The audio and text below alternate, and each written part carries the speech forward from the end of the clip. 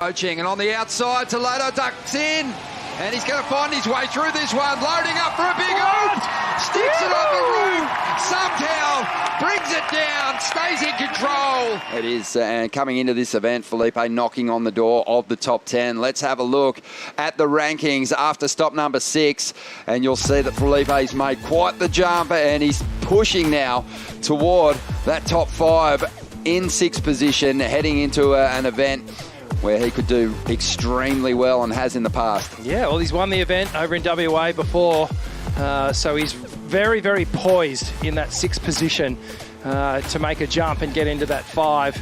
But you can see there, you know, in contrast, little slide from Ethan Ewing, little slide from Jack Robbo. Italo's still way out in front. You know, he's been at that top position all year. Yago's sitting in 2nd, and Geordie maintaining in 3rd. It's incredible. This front page just looks amazing. It really does, yeah. And after stop number 5, you know, we kind of had similar results, not too much shuffling around just based on the consistency of those surfers at the top of the ratings. But it's getting interesting now, Flick, and especially on the women's side. Have a look at the climb from Betty Lou Sakura-Johnson, 13th place, up in the 6th position. Wow, this is massive for her confidence. It's massive for her. I mean, she was almost staring a couple of events back. It was kind of like, wow, okay, this cut's looming and Betty Lou's career could be in jeopardy here, but she's well and truly saved it. She's up into number 6. You're kind of thinking, okay, heading into Margie's, I'm drawing similarities. You know, obviously she's used to that power, that open ocean. And then, you know, you look at the top 4, I mean, they're all in the 30,000 range. I just feel it's become more tight. You know, after this event, there were a few women that performed that really needed to save their position on tour. So everything's really tightening up, and it's going to make Margaret River even more dramatic. Erin's Pulse won't be running as fast now. She's jumped up a couple of spots, but then Sawyer Lindblad, she dropped 3 positions. So there's some surfers that are really kind of going to be feeling it heading into stop number 7. But the interesting thing was Sally made the final, got a runner-up finish, and still didn't move a place. She really needed the victory to get herself above that cut line, so she will have to really produce. And she's another surfer that's got great memories at Margaret River, so it's going to be huge to see if she can get it done.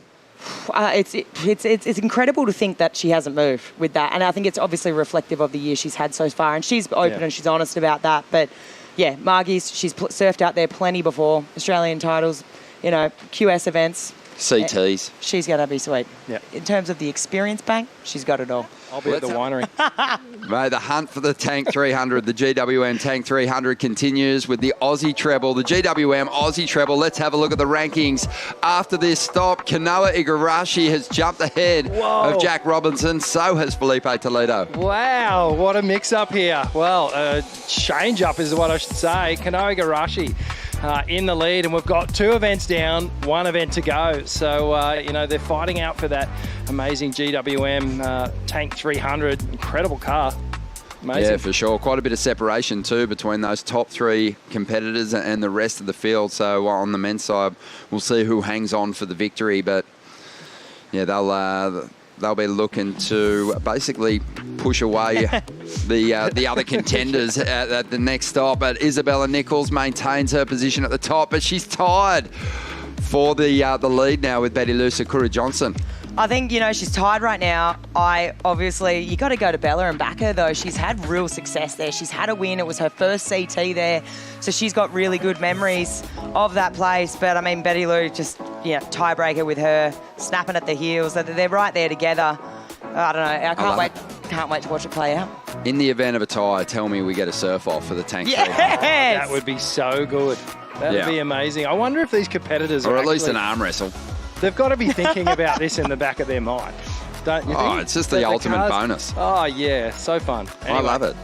It's sort of like a nice reward for the back of a long stint away from home and chasing big results. And 3 very different events, aren't they? Like really unique waves. Yeah, no, it's really cool. We start at Bells, we come here to the Gold Coast and then head back over west. So, you know, very different locations, very different styles of surfing at each one.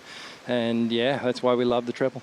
Let's have a look at the Vissla Shaper Rankings now after this contest. It was awesome to have all these Shapers here, actually. Got the chance to have a chat to all of them. They're so competitive. And we've still got Matt Biolis on top with Lost. performing so well this season. Oh, yeah, and it was a good acquisition of loss to get Betty Lou on the program, because she's done wonders for him in this event, and you can see Loss just way out in front at the moment. Sharp Eye, well, they're in the hundreds, so they're not too far behind, but perhaps a couple of event wins away. DH, Channel Islands, JS. Mate, JS has bursted back onto the scene this year, and great to see him back on the front page. Yeah, he's starting to collect some results. A lot of friendly fire for him throughout the contest as well, which was interesting. Yeah, for sure.